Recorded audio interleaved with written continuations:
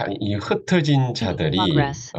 베니게와 구브로와 안디오까지 이르러서 도를 유대인에게만 전하는데 그 중에 구브로와 구레네 몇 사람이 안디옥에 이르러서 헬라인에게도 말하여 주 예수를 전파하니 주의 손이 그들과 함께 하심에 수다한 사람이 믿고 죽게 돌아오더라. 그렇게 말씀을 하고 있습니다. 드디어 헬라인에게도 이방인에게도 이 복음이 본격적으로 전파되기 시작하는 그런 시점이 되죠. 자, 우리도 이렇게 이 복음화의 놀라운 물결 속에 우리의 몸을 던져야 되겠는데 그렇다면은 우리가 지금부터 뭘 어떻게 해야 될 것이냐, 어떤 방향으로 나아가야 될 것이냐, 가장 중요한 부분이 사실은 다른 사람을 살리려면 내가 힘이 있고 내가 가진 것이 있어야 됩니다. 그래서 개인화입니다. 개인화. 이 개인화가 어떻게 되어지느냐 굉장히 중요합니다. 이 개인화가 나부터 되어질 때에 그때 보좌화가 되어질 때 말로만 우리가 보좌의 축복을 누리는 것이 아니라 내게 보좌화가 되어질 때 그때에 드디어 비로소 세계복음화의 문들이 열릴 수 있는데 자, 그렇다면은 한 세 가지 경우를 봐야 됩니다.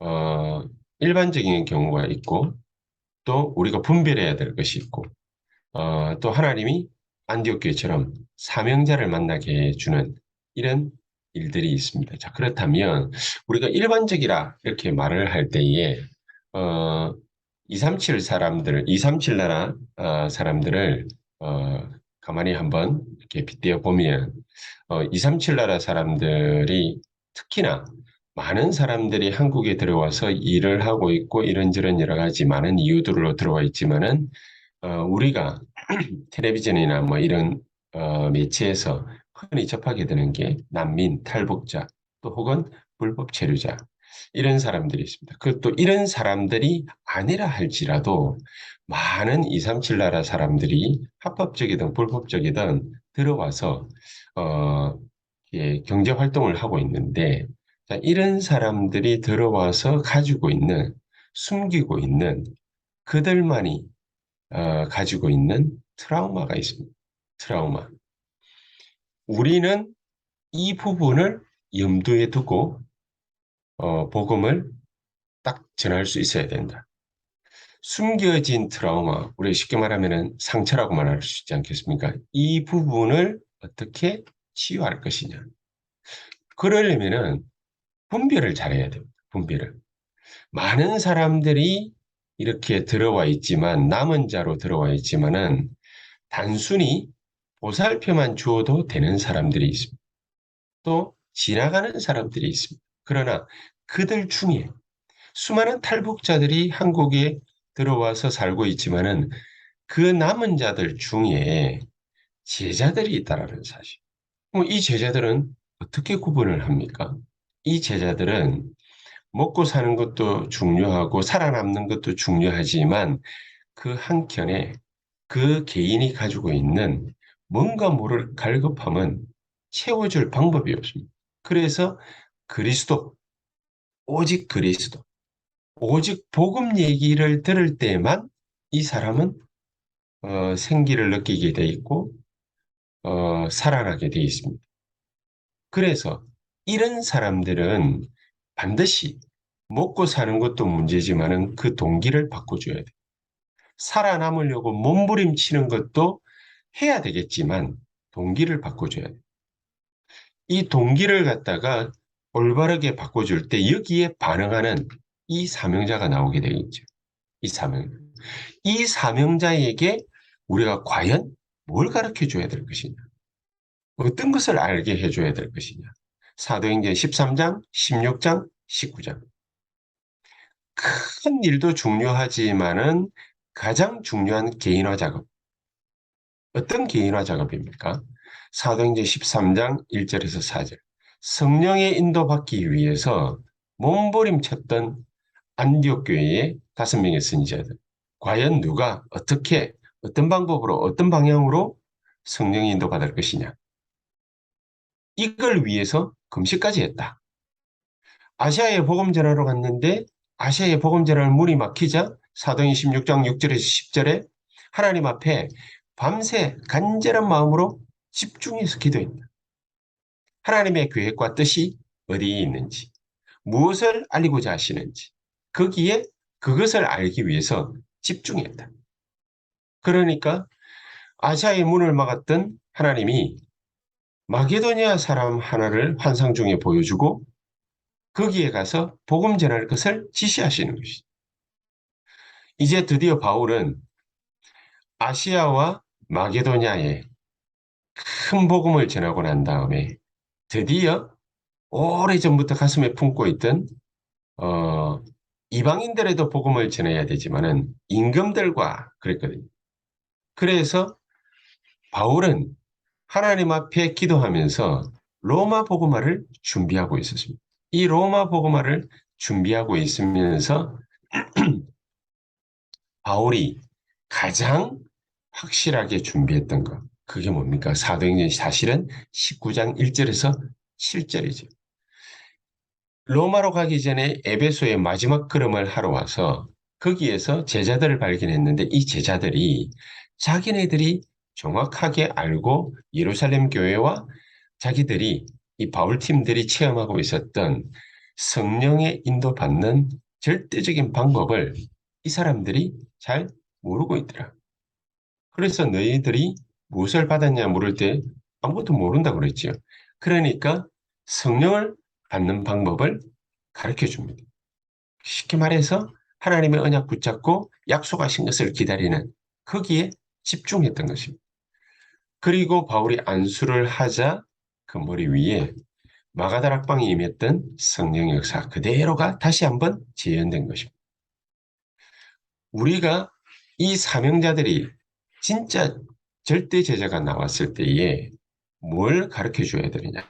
이 393 기도를 찾도록 반드시 가르쳐 줘요. 성령의 충만함을 입고 성령의 인도와 역사심을 따라 가는 방법을 반드시 가르쳐 줘요. 우리가 뭔가 지식적으로 배워서 몸부림치는 것이 아니고 노력하는 것이 아니고 393 기도 하나님의 성령께서 오래전부터 우리에게 약속하신 거 아닙니까? 성삼위 하나님의 비밀을 가지고서 우리와 함께 하시겠다. 이거를 철저하게 깨달았던 사람들이 바로 렘넌트 7명이죠. 그래서 이 393 기도를 통해서 이 393 기도를 삶에서 정확하게 찾도록 만들어줘야 된다. 이게 모든 축복을 회복하는 관건이 될 것이다. 우리 잘 기억해야 됩니다. 일반적인 여러 많은 사람들을 우리가 일반적인 경우에 만나게 됩니다. 현장에서 만나게 됩니다. 이런 사람 저런 사람. 그러나 이 사람들에게 다른 것을 해주어서는 절대로 안 됩니다. 그리스도를 정확하게 얘기하고 정말로 진솔한 간증을 통해서 이 개인이 가지고 있는 숨겨진 상처, 숨겨진 트라우마, 이거를 반드시 치유해줘야 됩니다. 그리고 지나가는 사람들이 있습니다. 단순히 보살펴만 줘도 되는 사람들이 있습니다. 이들 중에 정말로 남은 자 있습니다. 어떤 남은 자입니까? 제자. 이 제자들은 반드시 오직 예수 할 수 있는, 오직 그리스도 할 수 있는, 오직 하나님의 나라, 오직 성령 할 수 있는 동기를 바꿔줘야 된다. 세계복음화의 동기가 아닙니다. 세계복음화는 하나님이 우리에게 하게 하실 것입니다. 모든 동기를 이전에는 가난했고, 무능했고, 병 걸렸고, 이런 게 동기가 되어서 예수를 믿었다면 그 동기를 바꿔줘야 돼. 오직 그리스도, 오직 하나님의 나라, 오직 성령. 동기를 바꿔줘야 돼. 이 동기를 바꿔주게 될 때 이 사람에게는 하나님이 주시는 천명, 소명, 사명이 생길 건데 그 중에 진짜 마음으로 받는 사명자 나옵니다. 393 기도. 찾도록 했을 때에 그 393 기도를 정말 마음으로 받는 사람이 나옵니다. 사도행전 13장, 16장, 19장에 그랬던 것처럼 393 기도를 성령의 충만함과 오력을 마음으로 받는 자가 나옵니다. 그러면은 이 사람이 곧 사명자가 되는 것이죠.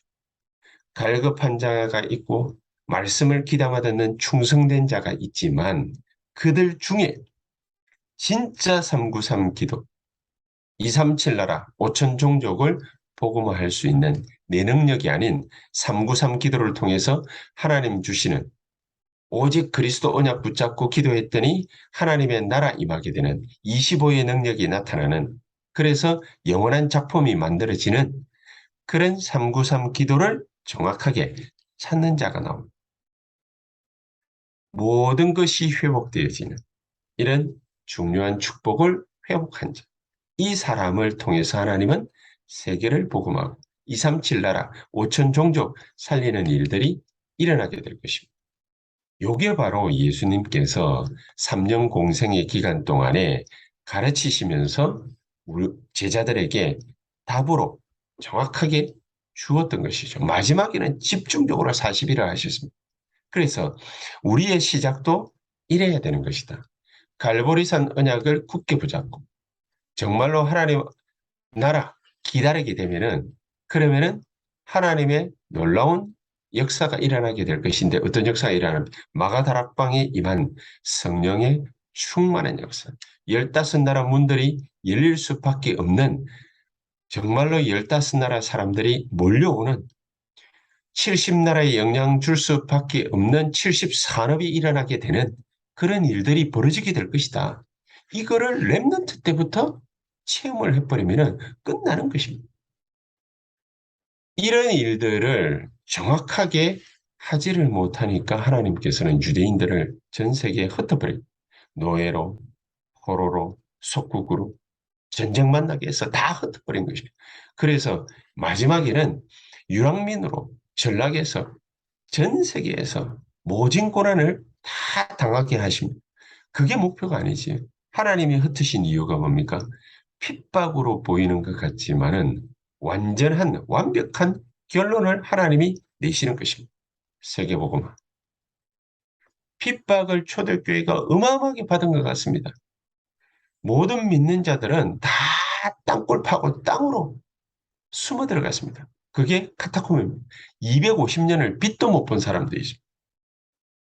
지하에서 태어나서 지하에서 자라고 지하에서 죽고 지하에 무덤이 있는 사람들도 어마어마하게 많았습니다. 자, 이런 사람들은 핍박을 그냥 단순하게 받은 것입니까? 아니죠.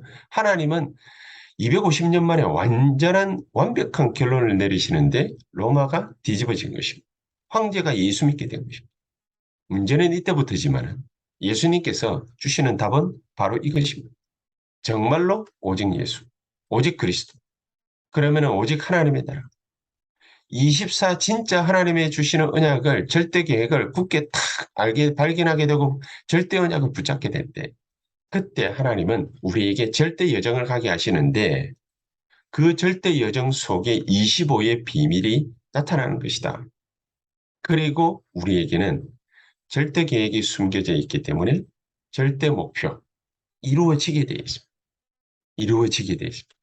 이 중요한 축복을 저와 여러분들이 오늘 이 시간에 온전히 회복하는 역사 있게 되기를 주 예수 이름으로 축복합니다. 자, 그렇다면 우리 오늘 이 시간에 다 같이 합심해서 한번 기도하는 시간 갖도록 하겠습니다. 주여, 성령으로 나에게 지금 이 시간 충만히 역사해 주십시오. 우리가 이것저것 하는 게 문제가 아니지. 하나님 주시는 힘을 가지고 달려나가야 될 것입니다. 하나님 주시는 힘을 가지고 일해야 될 것입니다. 하나님 주시는 힘을 가지고 뭔가 보여야, 정확하게 보여야, 정확하게 붙잡혀야, 그래야 절대 여정을 갈 수가 있는 것입니다. 그래야 하나님의 절대 목표가 우리를 통해서, 나를 통해서 이루어지는 것이고, 우리의 산업을 통해서 이루어지는 것이지, 아무리 열심히 한다고 해서 되는 일은 아니지. 우리가 이 언약을 굳게 붙잡아야 되겠습니다. 주여, 정말로 새언약교회가 또 내가, 나의 산업이 진짜 하나님이 원하시는 것, 그게 뭔지 정확하게 알고 그 길을 걸어가게 하옵소서. 정확하게 절대 계획을 알고 절대 언약을 붙잡게 될 때 하나님은 절대 여정을 걸어가게 하실 것입니다. 하나님, 나에게 그것을 보여주십시오. 그것을 알게 해 주십시오. 그 언약을 붙잡게 해 주십시오. 그 계획을 알게 해 주십시오. 말씀 생각하시면서 통성으로 합시면서 한 1분간만 간절히 기도한 다음 우리 교회와 각 기관과 우리 교회는 강동 송파 지역에 분명한 하나님의 절대 계획이 있습니다. 그 계획이 없다면 우리 교회를 분명히 개척시키지 않으셨겠지요. 저와 여러분들을 만나게 하지 않으셨겠지요. 이유가 무엇입니까? 그 절대 계획이 무엇입니까? 하나님, 내가 그 절대 계획, 하나님이 허락하신 그 절대 계획을 굳게 붙잡는 지금 이 시간이 되게 해 주시옵소서. 우리 교회 무엇을 해야 됩니까? 어떤 일을 해야 됩니까? 어디를 가야 됩니까? 누구를 만나야 됩니까? 주께서 성령으로 역사하시는 이 시간이 되게 하옵소서. 우리 교회와 각 기관과 또 우리 랩런트 우리 청년들까지 일어나서 우리 오천종족 예배 진짜 회복해야 되겠습니다. 오후 예배 회복해야 되겠습니다. 정말로 주께서 성령으로 역사하시는 이 시간이 되게 하옵소서. 우리 한번 동성으로 15분, 20분 간절한 마음으로 우리 또 기도하시다가 자유롭게 퇴장하시면 되겠습니다. 기도하십시다. 전능하신 하나님 감사를 드립니다.